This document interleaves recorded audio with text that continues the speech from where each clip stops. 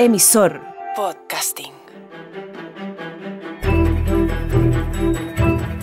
Esto es Historia Freak, el podcast donde toda historia tiene algo de historieta. Con ustedes su anfitrión, Joaquín Barañao. El episodio anterior lo dejamos en la publicación del Systema Naturae, el magno edificio taxonómico con que el sueco Carlos Linneo le puso orden al árbol de la vida. Fue un hit. Al apodado Plinio del Norte se le subieron los humos a la cabeza a niveles que exigen invocar el relato de Bill Bryson. Rara vez un hombre se ha sentido más cómodo con su propia grandeza. Pasó gran parte de su tiempo libre escribiendo retratos largos y halagadores de sí mismo, declarando que nunca había habido un botánico o zoólogo más grande y que su sistema de clasificación era el mayor logro en el ámbito de la ciencia. Modestamente, sugirió que su propia lápida debería llevar la inscripción Princeps Botanicorum. Nunca fue prudente cuestionar sus generosas autoevaluaciones. Aquellos que lo hacían eran propensos a encontrar malezas con su nombre.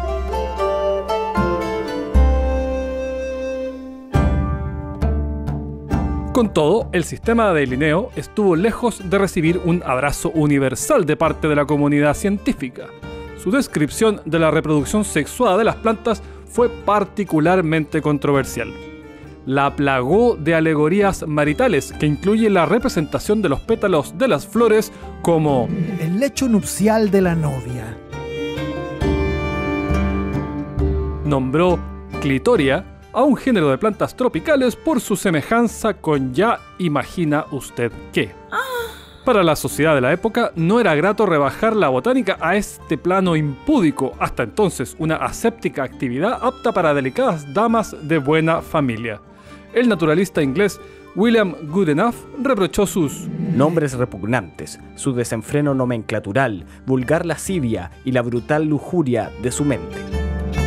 El botánico alemán Johann Siegesbeck calificó esto de andar catalogando las partes pudendas de la flora inocente como aborrecible prostitución.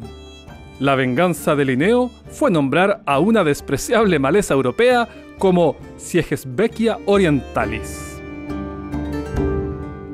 Ya que estamos en esas, entérese que la obsesión de Linneo con el sexo no se circunscribía a la flora.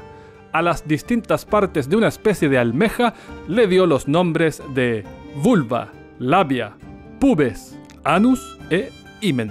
A la lapa zapatilla común la catalogó como crepidula fornicata.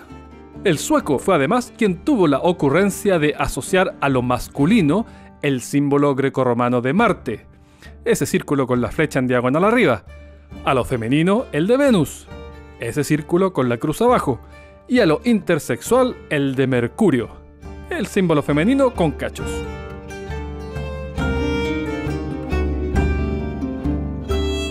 El sentido del humor de Linneo rebalsó del reino vegetal al animal. En algún rapto de lúdica ironía, llamó a la ballena azul Balaenoptera musculus o pequeño ratoncito. Hablamos aquí del animal más grande del que tenemos noticia en toda la historia de la vida, que comienza su estancia en la tierra amamantada con leche con consistencia de pasta de dientes y que de adulto su sola lengua pesa lo que una elefante asiática y come cada día el peso de una elefanta africana durante la temporada de alimentación. Al cacao, Linneo lo llamó Theobroma cacao, alimento de los dioses. Al tomate, Solanum lycopersicum, recogiendo un nombre ya formalizado por el botánico de Luis XIV. Lycopersicum significa lobo durazno, al parecer por su parecido con la belladona, una planta que se suponía que las brujas utilizaban para conjurar hombres lobo. Y ya que estamos en esa, entérese que el apelativo belladona, derivado de bella donna, bella mujer en italiano, también fue acuñado por el sueco en referencia a su uso como cosmético por su propiedad de dilatar las pupilas y tornar así los ojos más seductores.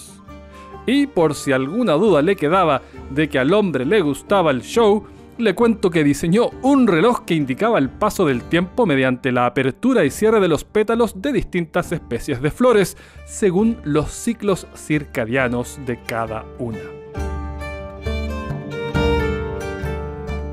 Al igual que a William Goodenough y a Johann Siegesbeck, a nuestro conocido Conde de Buffon de los episodios anteriores tampoco le complacía el rumbo que adquiría la taxonomía. Era un rival formidable para las ideas de Linneo, autor de los primeros 28 volúmenes de la Historia Natural, un portento que influyó en Diderot y el resto de la patota de enciclopedistas, así como en naturalistas como Jean-Baptiste Lamarck y Georges Cuvier, a quien vimos en el episodio 42, felizmente confundiendo un iguanodón con un hipopótamo. Pero ni Buffon ni ningún otro logró frenar la cómoda de 1001 cajones que articuló Linneo. Transcurridos casi 3 siglos, cerca de 1,4 millones de especies han sido descritas y clasificadas en ese esquema. Tantas que si uno hurga con celo suficiente encontrará al menos 1258 géneros de nombre idéntico aunque en reinos diferentes. Eso sí, al sumar el total de especies hay que restar dobles conteos, un error habitual de biólogos trabajando en forma independiente. Hasta que se hizo una revisión general en 2015, el caracol marino Litorina saxatilis había sido clasificado 113 veces, con la misma cantidad de nombres científicos distintos. El Homo sapiens es solo uno de esos 1,4 millones. ¿Y cuál es su tipo nomenclatural de acuerdo con el Código Internacional de Nomenclatura Zoológica? Pues el cadáver de Linneo, porque el único espécimen que sabemos que examinó fue sí mismo. Si a lo largo de los milenios la humanidad va evolucionando, ese presuntuoso príncipe de la botánica del siglo XVIII es la vara para evaluar en qué punto podemos hablar de una especie distinta. Un mérito menos conocido de Linneo es que invirtió la escala de temperaturas ideada por su compatriota Anders Celsius. Hasta la muerte de Celsius, el agua se congelaba a 100 y hervía a 0. Fue esta versión remasterizada la que reemplazó a aquella escala ideada 18 años antes por el polaco Daniel Gabriel Fahrenheit, en la que 0 se definió inicialmente como la temperatura de congelación de una solución de agua, hielo y cloruro de amonio, y 96 como la, imposible menos precisa, temperatura de un cuerpo humano. No habría campeonado en una competencia paneuropea de métricas más intuitivas, claro está. Celsius se sorprendería del motivo por el que hoy todos conocemos su apellido, porque él no se entendía a sí mismo como un metrólogo, sino como un escrutador del cosmos. En 1735 participó de la expedición comisionada por Luis XV para determinar si la mayor circunferencia terrestre era la ecuatorial, como predecía Newton, o la polar, como sostenía el astrónomo Jacques Cassini. Celsius, tal como Linneo antes que él, viajó a la frígida Laponia, aunque en su caso a medir el perímetro polar, colaborando con un matemático, mientras que Charles-Marie de la Condamine se trasladó al Ecuador sudamericano a computar la alternativa. A este último lo acompañaba un par de geógrafos españoles que, además de computar asuntos geodésicos, se dieron el tiempo de denunciar el aquelarre que predominaba en los conventos de sus colonias del Nuevo Mundo. Que están sin censura y que los religiosos viven con sus concubinas en sus celdas y que los bastardos heredan los títulos honoríficos de sus padres sin vergüenza. Lo que se hace más notable es que los conventos estén reducidos a públicos burdeles, como sucede en lo de las poblaciones cortas, y que en las grandes pasen a ser teatro de abominaciones inauditas y execrables vicios. Pero como en esta sección estamos para hablar de ciencia y no de chismes pastorales, le cuento que la apuesta la ganó, obviamente, Newton, desde la humedad de su tumba en la abadía de Westminster. En efecto, la Tierra está achatada en los polos. La astronomía dio bastante más que hablar a lo largo del siglo de las luces. En 1761, astrónomos de toda Europa se movilizaron para observar el tránsito de Venus frente al Sol, predicho el siglo anterior por Edmund Halley, el compita ese de Newton. Resulta que, con una pizca de meticulosa geometría, medir ese evento con precisión permite computar nada más y nada menos que la distancia de la Tierra al Sol. Todo esto pese a que Venus se le ocurrió lucir su gracia en medio de la Guerra de los 7 años. Era el primer conflicto global de la historia, uno que sacudía no solo a las potencias europeas, sino también a sus tentáculos coloniales. El esfuerzo por documentar el paseo venusiano fue un pasaje accidentado en extremo. El agustino francés Alexandre Guy Pingré viajó hasta la isla de Rodríguez, en el Índico, y durante el periplo tuvo que engrasar los instrumentos oxidados por la brisa marina con aceite de tortuga y luchar contra las ratas a bordo que le mordían uno de sus péndulos. Su compatriota Jean Chap se la pasó meses y meses atravesando Siberia en carruaje, bote y trineo, porque las distancias eran insufribles para la tecnología de la época. Una orden enviada desde San Petersburgo tardaba 18 meses en arribar al otro extremo. La mitad de Rusia podría ser destruida y la otra mitad no se enteraría del asunto, escribió un viajero. Chap se desplazaba acurrucando su delicado instrumental en cada bache, hasta que ríos sobrecrecidos le impidieron llegar al punto de observación. Los locales no tardaron en culpar las inusuales lluvias primaverales a los suspicaces objetos con que este francés apuntaba al cielo. Logró escapar con vida, sí, pero sin registro alguno de lo que acaeció en el firmamento. De regreso publicó un libro que retrataba un entorno de alcohólicos miserables y campesinos supersticiosos. Catalina la Grande, determinada a mostrar Rusia como una nación encaminada hacia la ilustración, quedó horrorizada. Lo refutó con un libro escrito en francés e inglés, de modo que fuese leído por europeos. Ironizaba sobre aquel genio tan admirable que podía leer la temperatura, pese a constatar que sus termómetros se habían roto, y que realizaba todo tipo de mediciones geológicas y medía en aguas de las rusas, aún enclaustrado en su trineo. Guillaume Le Gentil zarpó de Francia a India un año antes de la cita venusiana. Los retrasos se acumularon y el tránsito lo pilló navegando. Imposible medir cosa alguna en un barco bamboleante. Pese a ello, Le Gentil siguió a Oriente porque estos tránsitos vienen en pares y tocaba otro en 8 años más. Aquel movilizó a casi 250 astrónomos a 130 locaciones a lo largo y ancho del planeta, incluyendo a un tal Charles Manson en Irlanda. Planeaba observar esa segunda oportunidad en Manila, pero las autoridades españolas no se allanaron, de modo que se instaló en India. Le Gentil tuvo tiempo de sobra para construir una impecable estación de medición y de testear una y otra vez sus instrumentos. Durante más de un mes previo al tránsito no hubo ni nubes ni trazas de ellas, y el gran día amaneció despejado también. Y en el preciso instante en que Venus comenzó su desfile, una nube se interpuso y permaneció allí casi exactamente los 11.647 segundos del suceso. Acto seguido, el cielo se volvió tan azul como siempre. Para aumentar su frustración, en Manila el cielo anduvo impeque durante todo el evento.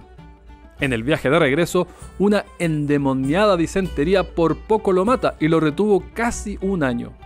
Luego, un huracán casi hunde su barco frente a la costa de África y lo mandó de regreso a Mauricio. Cuando por fin consiguió poner pies en su hogar, el último de los observadores del tránsito en hacerlo había sido declarado muerto. La Academia de Ciencias de Francia lo había eliminado de la plantilla de salarios. Su esposa se había vuelto a casar y sus parientes se relamían los bigotes repartiendo su patrimonio. El siguiente tránsito en 105 años.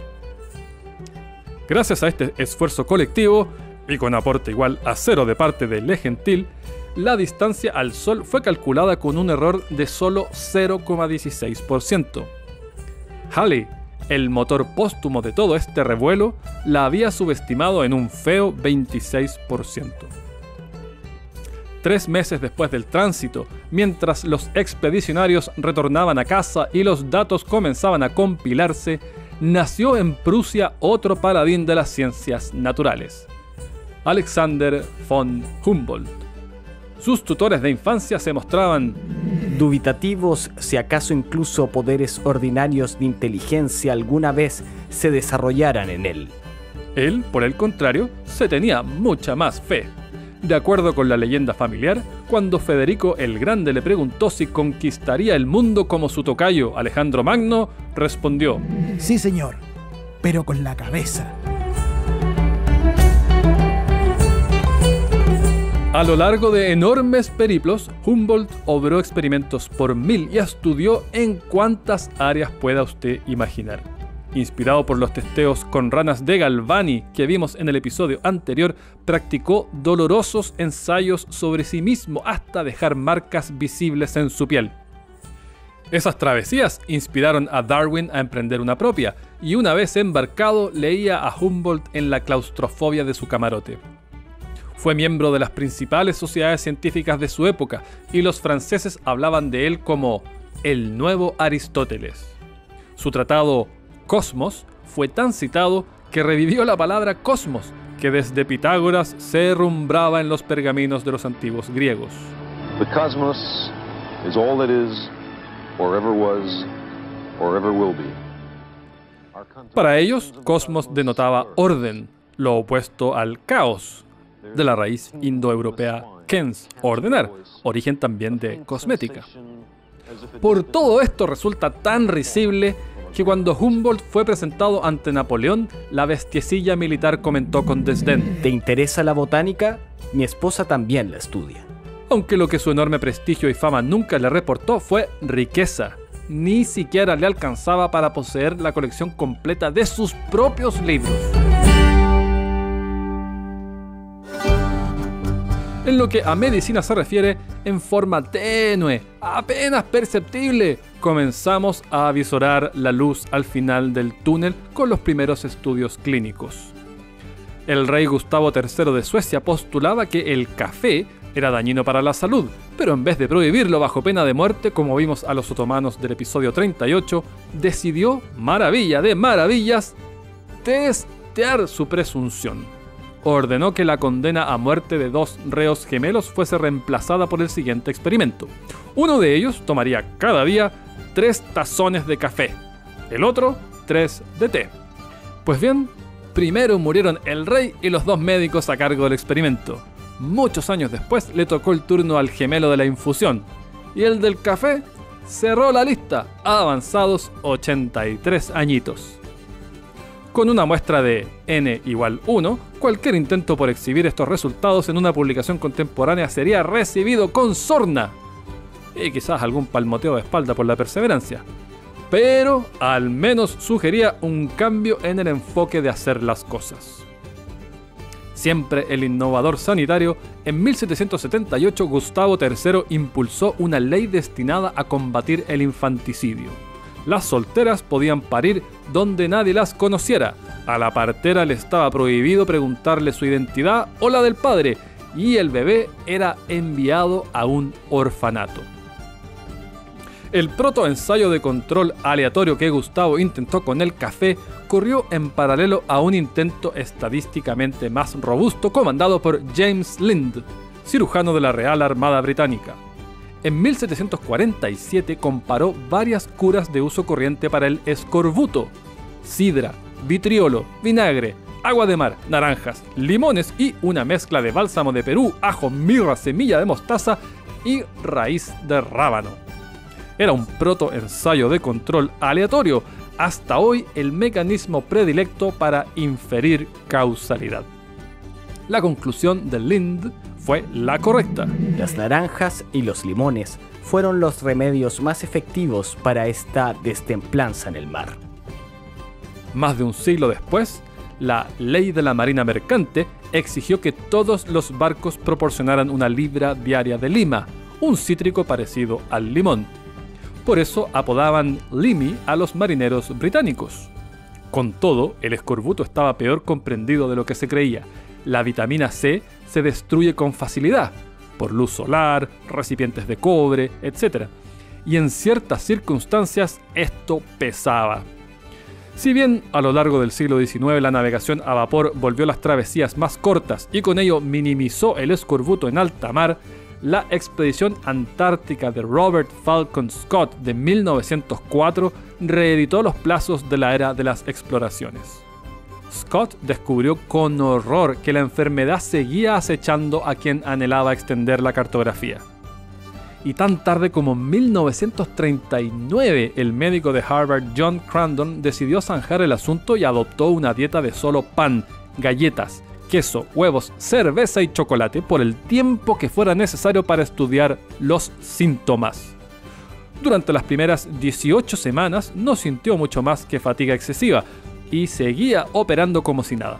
Pero en la 19ª su condición empeoró de manera abrupta y heridas cicatrizadas hacía décadas comenzaron a abrirse. Le inyectaron vitamina C y recuperó la forma casi de inmediato. No en vano, la vitamina C es también llamada ácido asórbico, equivalente a ácido sin escorbuto.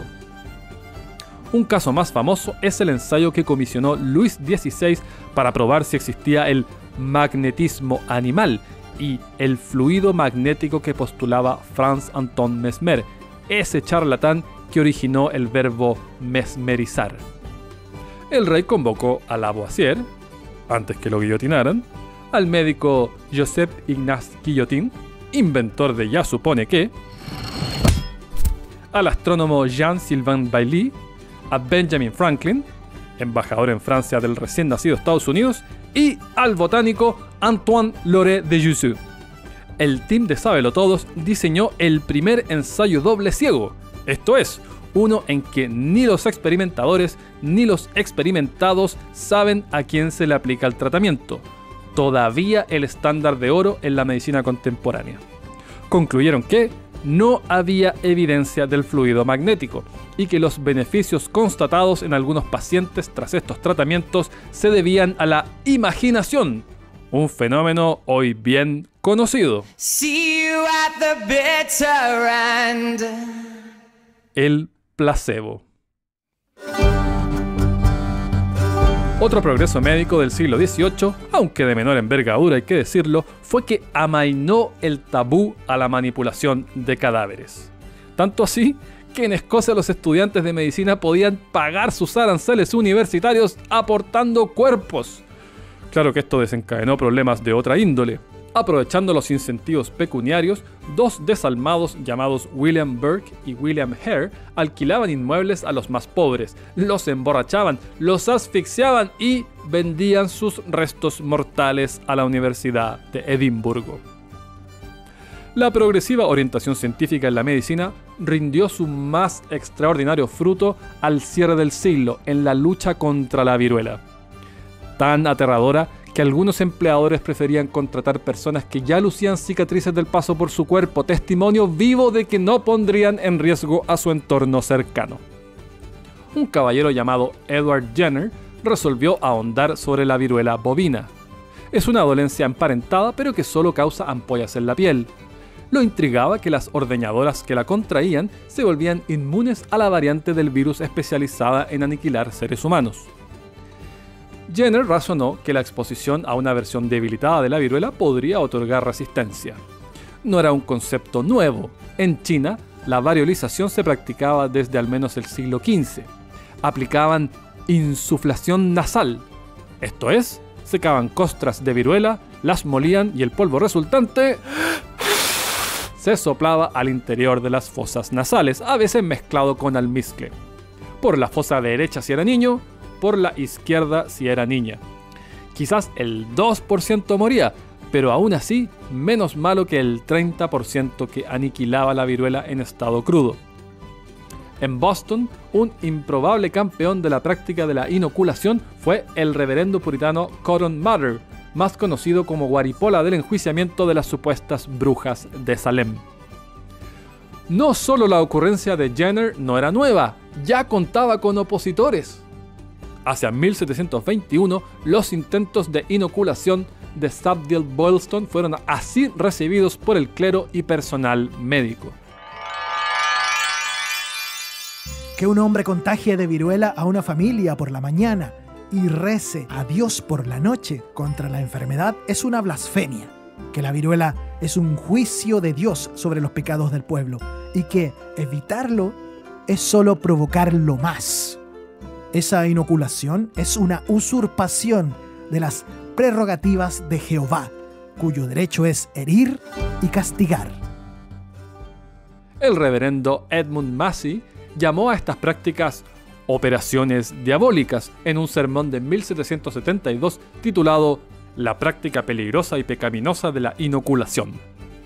La condenó como oposición a los merecidos castigos de Dios por nuestros pecados. En Massachusetts, el reverendo John Williams reclamó que se trataba de obra del diablo. Pese a estas advertencias, en 1796 Jenner puso manos a la obra.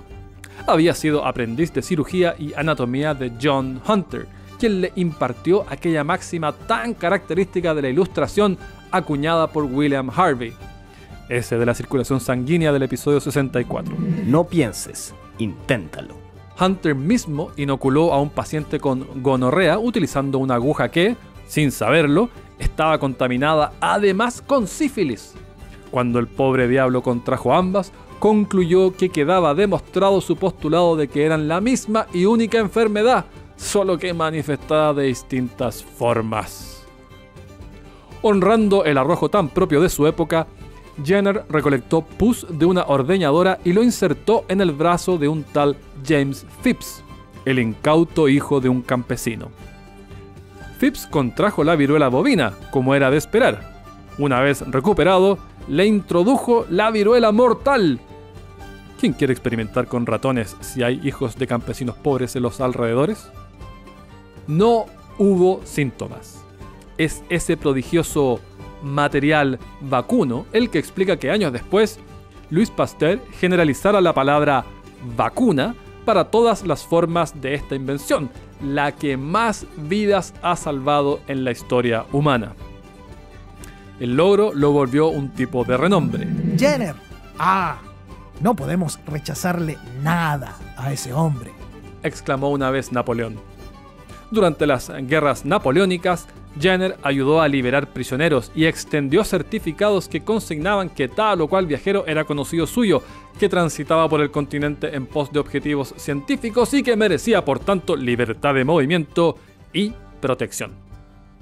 No obstante los extraordinarios beneficios de las vacunas, el movimiento de oposición comenzó casi junto con ellas.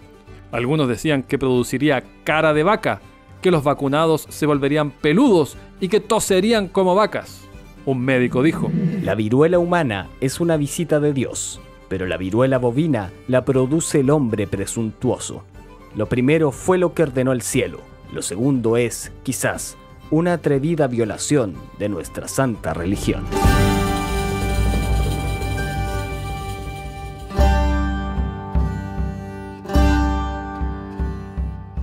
Estas supercherías nos recuerdan algo importante.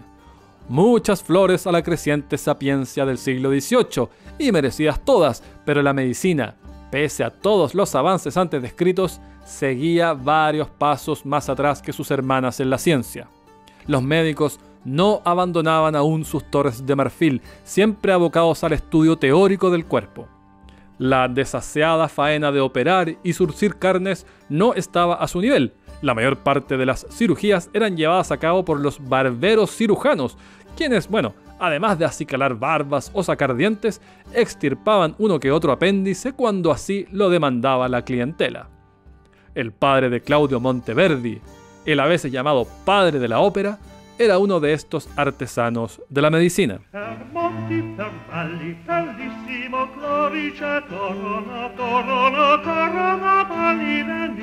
También cierto alemán llamado Georg Händel, En una ocasión extrajo la hoja de un cuchillo que un niño había tragado 1 año y medio antes, tan solo jalándola con un cordel. A maduros 63 años, engendró un prodigio de la música al que llamó George Frideric.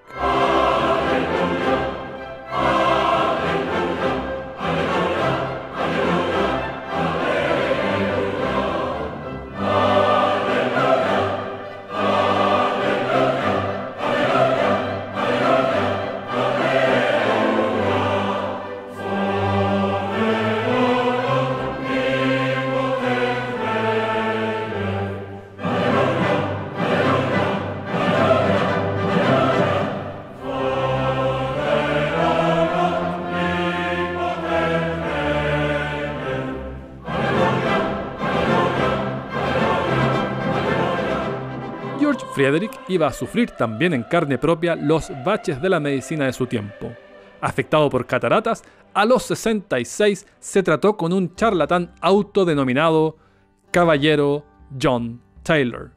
Acompañado de numerosos sirvientes, Taylor recorría Europa en 2 coches pintados con figuras de ojos y un eslogan en latín que rezaba: Quien da vista, da vida.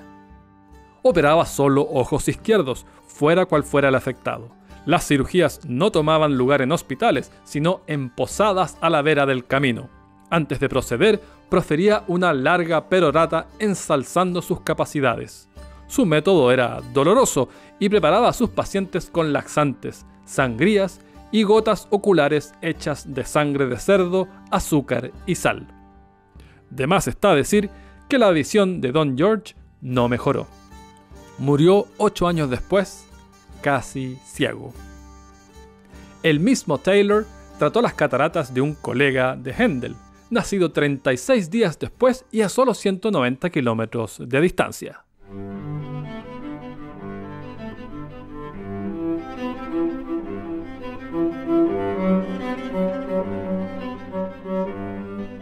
Johann Sebastian Bach. En una época en que las mejores armas del catastro médico para enfrentar estas dolencias eran bálsamos exóticos de interminado valor clínico, el predecible resultado de la cirugía fue la total pérdida de la visión. Incluso en esas condiciones, Bach siguió componiendo en un cuarto oscuro. 3 meses después, despertó una mañana con la sorpresa de que repentinamente podía ver otra vez. Fue fugaz. Murió pocas horas después. Además de Händel y Bach, una tercera celebridad del siglo XVIII murió en la ceguera, como lo relata un diario de 1772. Habiendo dado la vista a muchos miles, el celebrado Caballero Taylor últimamente murió ciego, a edad muy avanzada, en un convento de Praga.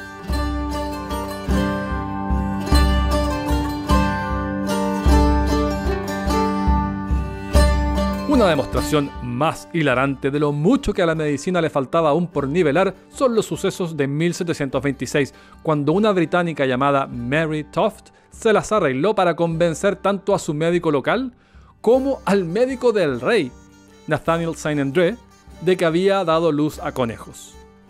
Saint-André llegó a escribir un estudio sobre la materia y medio país lo dio por cierto.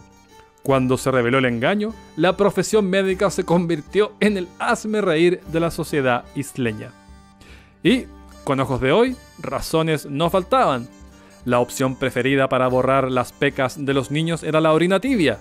Los condones seguían siendo fabricados a partir de vejigas e intestinos de animales domésticos, como los que inventara el padre Falopio del episodio 64, y eran tan caros que se lavaban para su reutilización.